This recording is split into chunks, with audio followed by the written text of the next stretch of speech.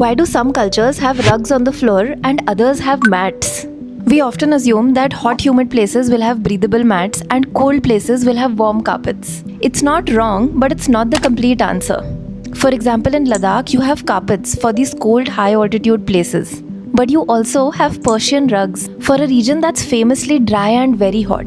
If we go into history a little deeper, the mat or the carpet is often the product of what the land can produce. In the Greenlands, crops are difficult, so sheep become the primary source of dairy and meat, and also for wool, which becomes carpets. On the other hand, in wet, rice-growing landscapes, you get grass and straw, which eventually become mats. And this is the counterintuitive part about carpets. You'd think that a place with dust would be the worst place for a carpet, right? But a dense pile of wood can trap a lot of dust inside, instead of letting it circulate in the house. So in a way, it keeps your floors cleaner.